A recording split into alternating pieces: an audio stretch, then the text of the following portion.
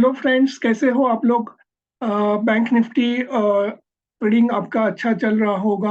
वैसे मैं अपेक्षा करता हूं कि बैंक निफ्टी बहुत ही वॉलेटाइल स्ट्रक्चर होता है और लॉट साइज के हिसाब से प्रॉफिट एंड लॉस भी उसमें बहुत सारा होने की संभावना रहती है।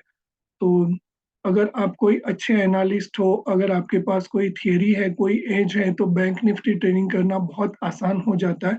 और वही मैं आपको आज दिखाने जा रहा हूँ कि बैंक निफ्टी ट्रेडिंग कितना आसान हो सकता है। प्रॉफिट एंड लॉस तो बात की बात है, अगर आपके पास एज है तो वो एज आपको कितना परफेक्ट एनालिसिस देके कितना परफेक्ट आपको बना सकती है, वो मैं आपको बताने जा रहा हूँ। तो मैं हूँ Vinod Chauhan, Elliott wave trader and Elliott wave analyst. Elliott wave analyst आपको पता रहेगा, Elliott wave analysis is in fractal nature. आप कोई भी टाइम फ्रेम पे उसको बहुत अच्छे से ट्रेड कर सकते हैं और मैंने वही आपको लास्ट मेरे वीडियो में आपको बताने की कोशिश की थी। तो presently what you see on screen is my 15 minutes chart of bank nifty. Let me take a pen and I will explain you what we have explained. हम लोग शायद यहाँ थे पिछली बार जब मैंने एक्सपेक्ट किया था कि यहाँ से एक वर्टिकल फॉल आ सकता है और वो वर्टिकल फॉल इस एज तक आए के वहां पे थोड़ा ये होके कंसोलिडेट होके नीचे की तरफ जाएगा, ऐसे हमने लास्ट टाइम बोला था। मगर मार्केट, वो मार्केट ही क्या जो आपको सरप्राइज ना दे। मार्केट हमेशा आपको थोड़ी बहुत सरप्राइज देती है। मार्केट कभी भी आपको आसानी से पैसा नहीं देगी। मार्केट हमेशा आपको जो प्रॉफिट देगी वो थोड़ा परेशान करके ही देगी प्रॉफिट।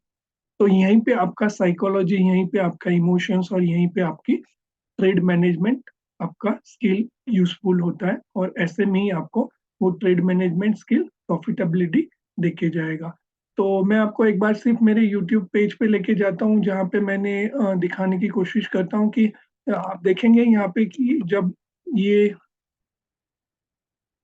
यहाँ पे ये जो वीडियो है जहाँ पे हमने ये फॉल प्रेडिक्ट किया था, तो वो फॉल कैसे हुआ, क्यों हुआ, वो सब मैं आज आपको एक्सप्लेन करने जा रहा हूँ। तो let's get back to the my charts. तो हम लोग यहाँ थे और जैसे मैंने आपको लास्ट टाइम एक्सप्लेन किया था कि हम लोग जिगजैग पैटर्न में चल रहे हैं और जिगजैग पैटर्न एक करेक्टिव वेव होता है। और अगर एक करेक्टिव वेव आता है तो उसके पहले इम्पल्स होना चाहिए और करेक्शन के बाद वापस से एक इम्पल्स होना चाहिए। इसीलिए मैंने आपको बोला था कि वर्टिकल फॉल होगा, ये मेरा कहना था। अगर आपको याद है, आप पहले मेरे वीडियो देखिएगा, अगर नहीं गए तो देख लीजिए एक बार। आप लोग मेरे वीडियो देखते तो हो, व्यूअरशिप तो मुझे एट प्रेजेंट अभी ठीक ठीक मिल रही है, जो 260 300 व्यूअरशिप इज नॉट बैड। मगर आप वीडियो आप सब्सक्राइब नहीं करते हो, that is very painful for me. अगर आप वीडियो सब्सक्राइब कर देते मेरे तो मुझे और थोड़ा प्रोत्साहन मिलेगा और वीडियो अच्छे से और नए से बनाने की आपको आपकी तरफ से मुझे प्रेरणा मिलेगी। तो वो मार्केट ही क्या जो आपको सरप्राइज ना दे। तो यहाँ पे हम लोग थे जहाँ पे हमने वर्टिकल फॉल प्रेडिक्ट किया था, क्योंकि मैंने ये प्रेडिक्ट किया था कि शायद ये स्मॉलर टाइम फ्रेम पे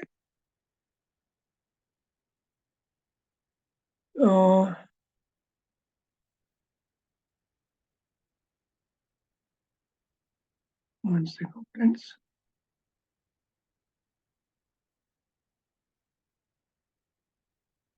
तो हमने शायद इसको वन पकड़ा था, ये 2 3 4 और 5, यहाँ पे मैंने एक्सपेक्ट किया था कि ये मेरा 5 कंप्लीट हो गया।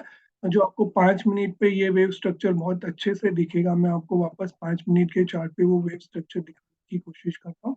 मैं हमेशा कहता हूँ कि 5 मिनट के चार्ट को आप कभी कैरी मत करिएगा नेक्स्ट डे के लिए, क्योंकि 5 मिनट के चार्ट थोड़े वोलाटाइल रहते हैं और उसमें चौकी स्लॉपीनेस ज्यादा रहता है। तो वो चौकी स्लॉपीनेस की वजह से हो सकता है कि स्ट्रक्चर थोड़ा चेंज हो जाए, आपको सरप्राइज दे और उसके बाद आपकी एक्सपेक्टेड मूव को पकड़े। तो हमने यहाँ पे ये जो मैंने अभी सुपर इम्पोज कर दिया मेरे बैंक निफ्टी चार्ट को यहाँ पे। तो यहाँ पे आप देखेंगे मैंने जो अभी ड्रॉ किया था वो ड्रॉ मैं वापस करके दिखाता हूँ कि ये मेरा first second third fourth fifth, मैंने ये कंसिडर किया था कि यहाँ पे मेरा फिफ्थ कंप्लीट हो गया। मगर हालांकि वैसा न हो के मार्केट ने मुझे एक सरप्राइज दिया और वो सरप्राइज ये था कि यहाँ पे मेरा ये पूरा 1 था, ये 3 था, ये साइडवेज 4 गया, ये 4 बना मेरा और वहां से वापस 1 2 3 4 5 बना के उसने 5 कंप्लीट किया, जो मुझे बिल्कुल एक्सपेक्टेड नहीं था। तो ये मूव क्यों हुई? तो we have to consider macro economics in terms of the charting also. तो ये मूव शायद उस दिन यूएस के फेड रेट्स की रेट हाइट एक्सपेक्टेड थी। तो आप देखेंगे कि मार्केट खुलते समय पूरा डे ऑलमोस्ट कंसोलिडेशन जोन में था, और पूरा डे कंसोलिडेशन जोन में रह के मार्केट ने न उस दिन अपर मुंह दिया, न मार्केट ने लोअर मुंह दिया। तो उस दिन जिसने भी ट्रेडिंग किया रहेगा शायद उसके प्रॉफिट और लॉस में कोई ज्यादा फर्क नहीं पड़ा रहेगा। तो ये पूरा कंसोलिडेशन बनाने के बाद मार्केट ने यहाँ पे, ये मेरा ए बी में ट्रायंगल बना और सी में ए बी सी बना। तो ये मेरा ए बी सी, ए जो ए था, उसके बाद B is an triangle, A B C D E move, और उसके बाद ए बी सी बना के फोर्थ यहाँ पे मेरा कंप्लीट हो गया। और वहां पे उसने 1 2 3 4 5 फिफ्थ कंप्लीट किया।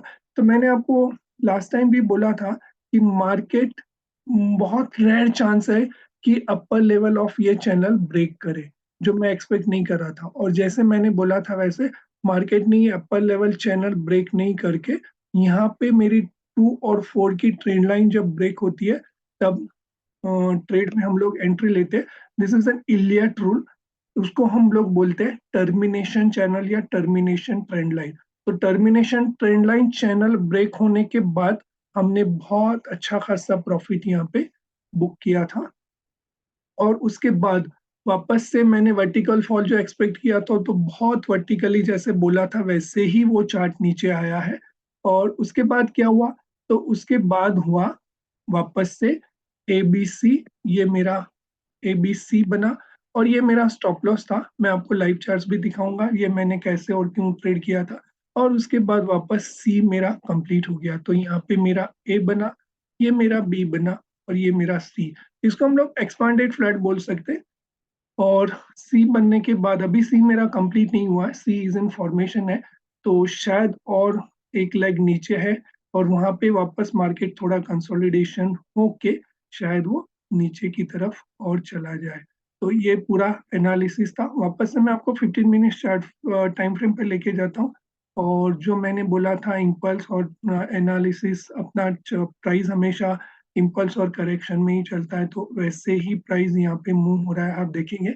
मैं आपको और एक दो इमेज दिखाने की कोशिश करूंगा जो यहाँ पे मैंने ये वाले जोन के बाद इसके लिए ट्रेड लिया था, मैं आपको वो मेरे लाइव चार्ट्स दिखाने की कोशिश करूंगा।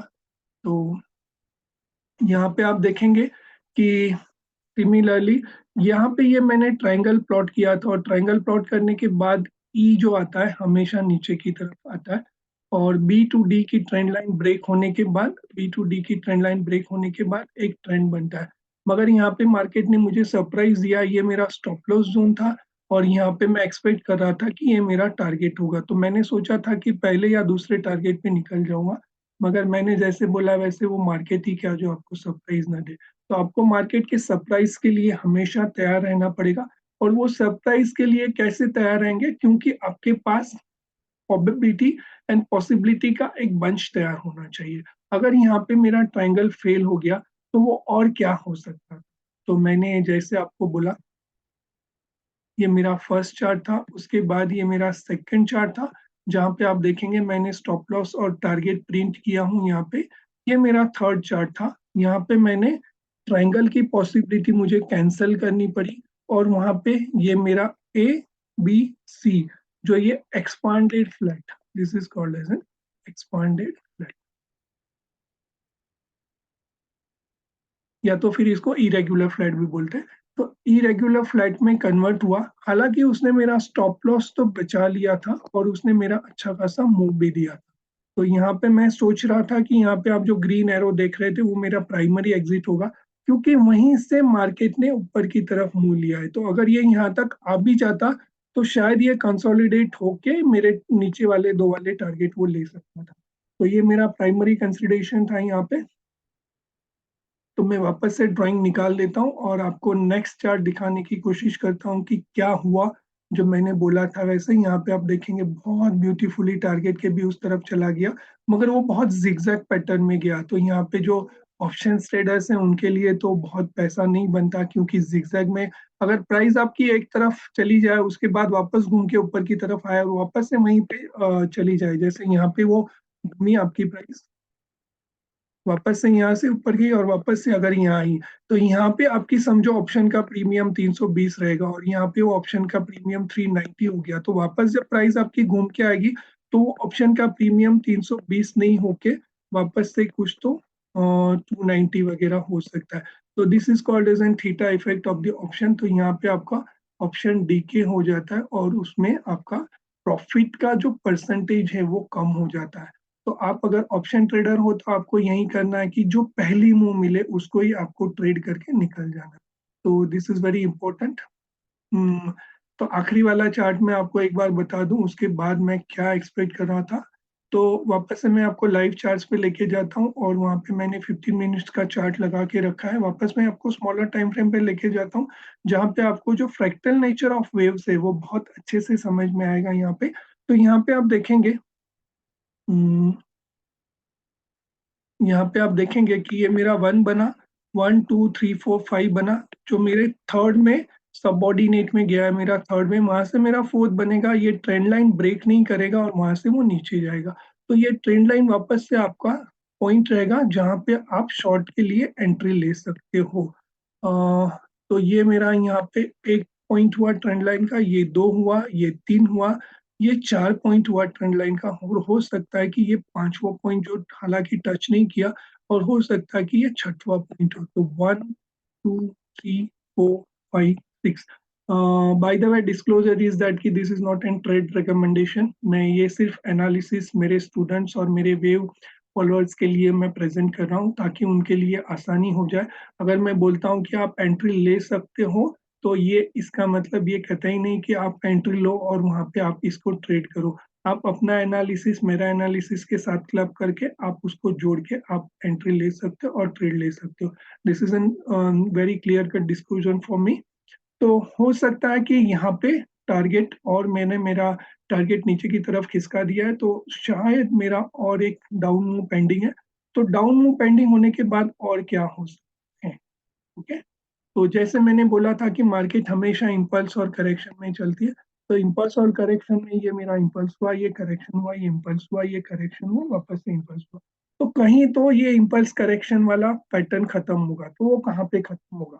या तो मेरा एक कंप्लीट इम्पल्स 1 डिग्री का खत्म होने के बाद ऊपर की तरफ जाएगा, या फिर मेरा एक करेक्शन कंप्लीट होने के बाद नया इम्पल्स बनेगा।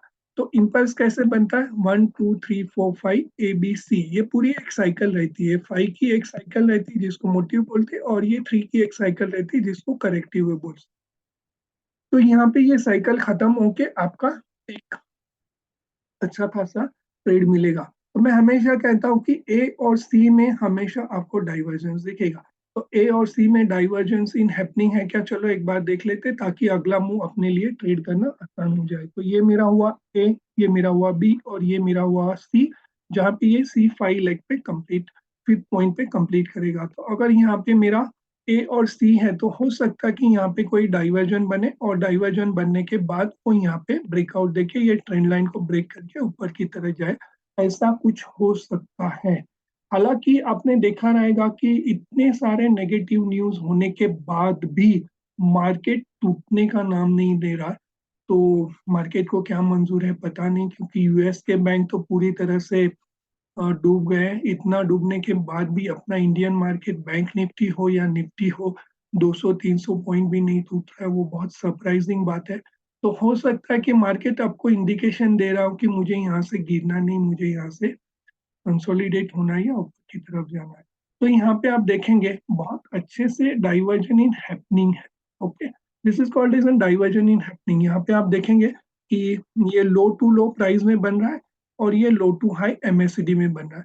तो हो सकता है कि यहाँ पे और एक ऐसा डाइवर्जन बन के यहाँ पे ब्रेकआउट देके निफ्टी, बैंक निफ्टी शायद ऊपर की तरह चला जाए।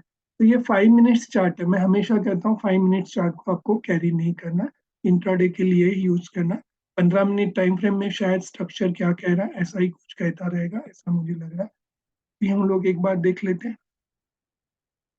तो अगर एमएससीडी हम लोग यहाँ पे देखें तो diversion is still in happening. हालांकि आप देखेंगे प्राइस और एमएससीडी साथ में नहीं चला, और प्राइस और एमएससीडी जब साथ में नहीं चलती तो वहां पे डाइवर्जेंस बनता है। तो ये मेरा एनालिसिस था अब तक के लिए। आप मेरा एनालिसिस अपने ट्रेडिंग प्रॉफिटेबिलिटी के लिए नहीं, हालांकि आपके एनालिसिस के साथ जोड़ के आपको यहाँ पे ट्रेड ले सकते हैं। ये मेरा अब तक का एनालिसिस था। हो सकता है कि यहाँ पे मेरा फिफ्थ मूव कंप्लीट होके एबीसी कंप्लीट होके वापस से एक नया करेक्शन या कॉम्बिनेशन करेक्शन में चला जाए। So once again, this is Vinod Chauhan, postgraduate diploma in finance management and NISM certified research analyst, presenting you Bank Nifty analysis on 15 minutes time frame, on 5 minutes time frame, which is usually an intraday time frame, but helps me by doing so because of the pure fractal nature of the wave. So fractal nature of the wave, which helps me to give the good analysis presentation on my behalf. I'm a founder member of WaveSmart, which is an Elliott Wave Analysis Institute, which teaches Elliott Wave analysis, and our motto is "And trade smart and invest wise." On whatever time frame you can use an Elliott Wave analysis very nicely, be it a 5 minute, be it a 15 minute, be it a day, week, or month, whatever. So hope you like my analysis. आप लोग से एक ही request रहेगी, आप channel view तो करते हो, viewership to be very beginning stage में मेरी सेटिस्फाइड व्यूअरशिप लग रही है मुझे, मगर आप सब्सक्राइब नहीं करते। तो मेरी एक दिल से रिक्वेस्ट है, मेरी आप दिल से एक गुजारिश है कि आप प्लीज मेरे चैनल को सब्सक्राइब करिए, ताकि मुझे ये चैनल ग्रो करने के लिए और मेरा एनालिसिस प्रेजेंट करने के लिए और प्रोत्साहन। So thank you and bye for the day. Once again, enjoy your trading, enjoy your Monday. Wish you profitable trades on Monday. Okay, bye.